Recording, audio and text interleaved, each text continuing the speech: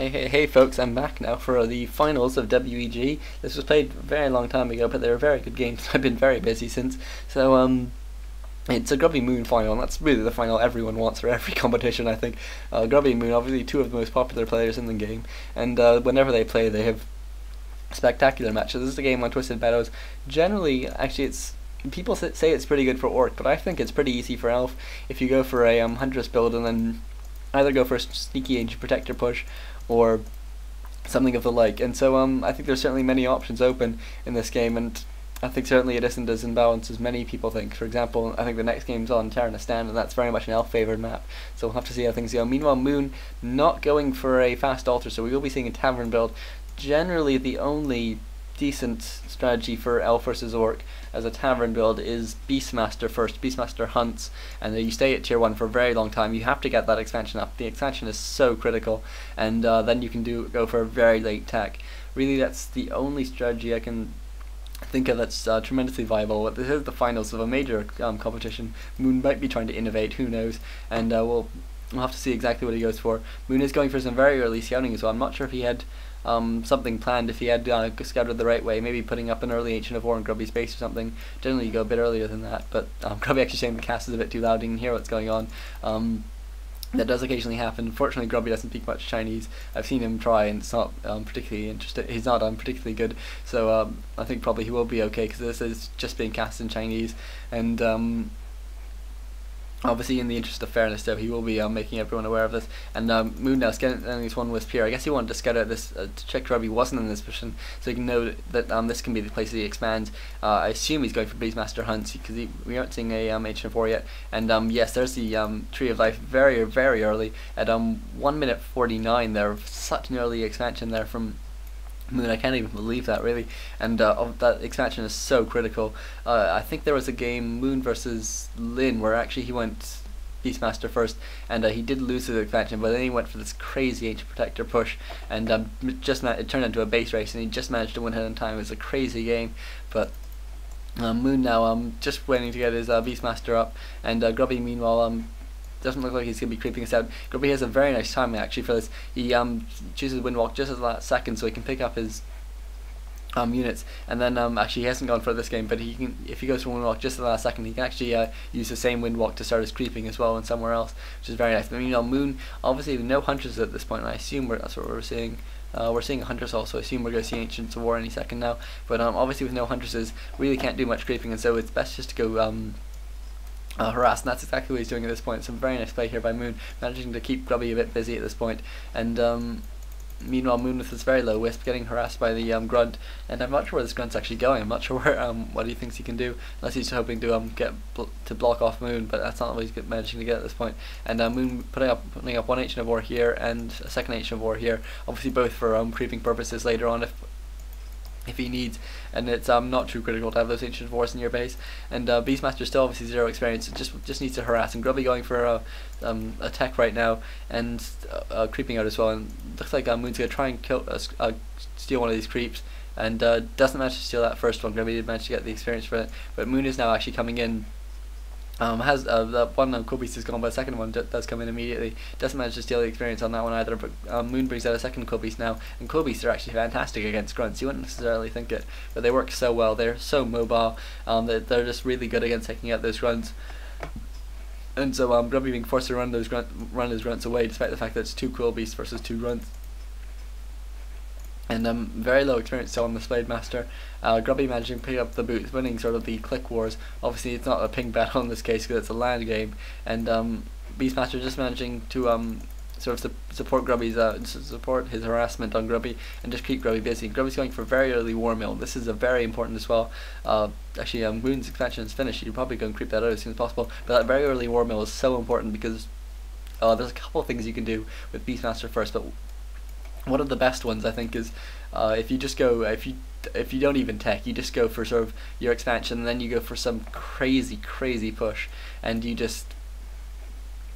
just do so much damage, and you can just completely destroy their base. And so getting up a tower can be very effective in both just stopping them or just stalling them, and generally towers just stall them a bit, because towers do go down pretty quickly, but they do a lot of damage to those hunters in the meanwhile, and it can just be so important. Also, another thing that Grubby should be very careful about is scouting out these outer positions here to make sure that Moon isn't setting up any sneaky ancient protectors. Meanwhile, Grubby, I think he must have known that Moon is going to be going for an expansion, just because you will have to go for an expansion really in Beastmaster hunts, and certainly it's what Moon did last game versus Lin when he went for the strategy, and so it's very important. Grubby managed to get him. Oh, very nice detonate there by Moon. I'm not sure if you saw that, but Moon predicted that Grubby would be coming in with his Beastmaster, and so just went for the detonate, despite the fact the Beastmaster wasn't visible. Very nice play there by him, but this Tree of Life now is now taking a lot of damage. Grubby is going to continue to hit it along with the Ogre Magi, which is now Bloodlust as well, so his expansion will go down. As I say, it's not the end of the world,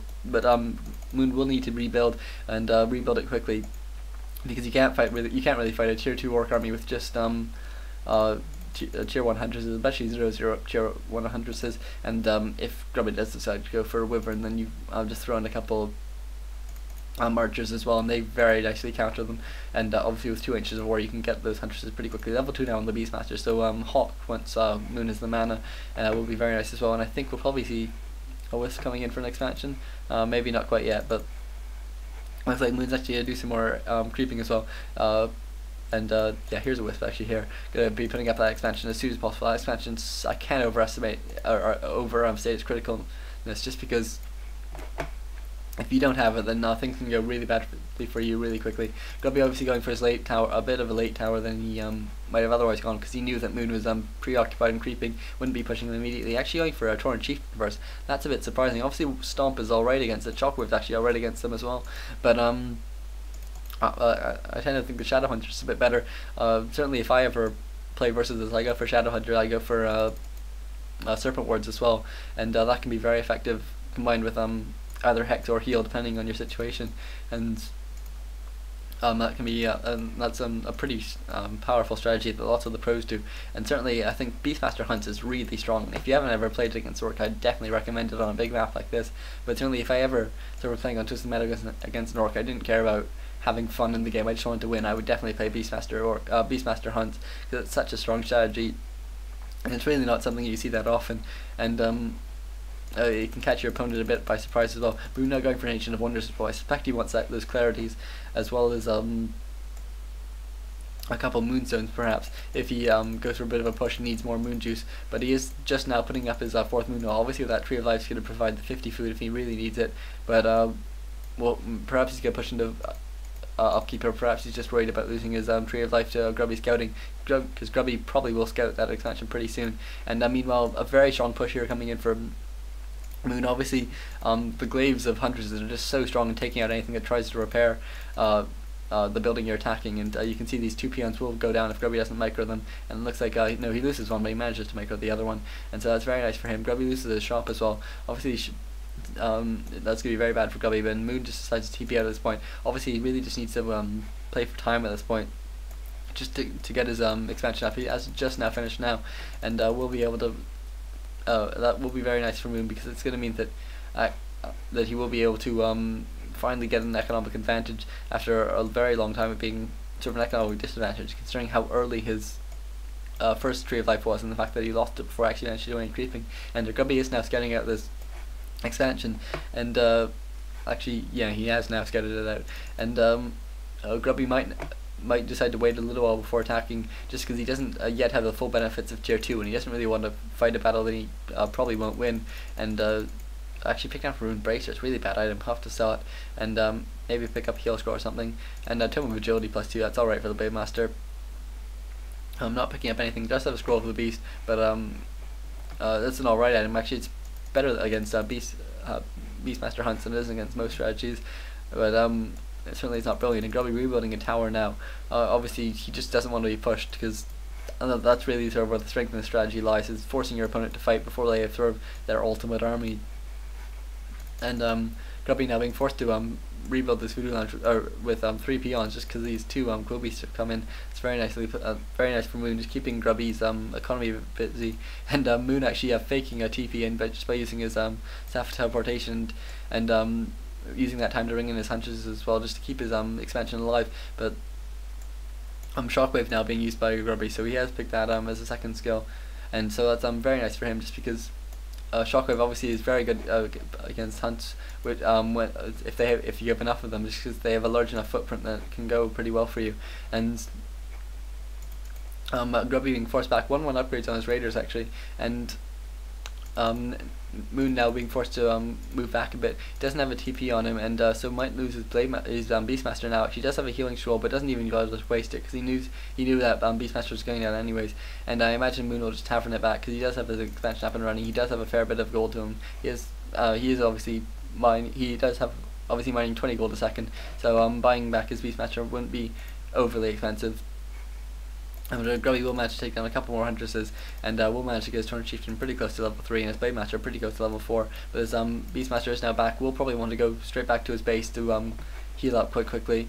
And Moon now obviously still at tier 1, and 1-0 upgrades. I'm sorry he hasn't picked up that armor upgrade, but he probably will pick it up pretty soon. Meanwhile, Shockwave coming in, and Grubby managing to take down one more Wisp before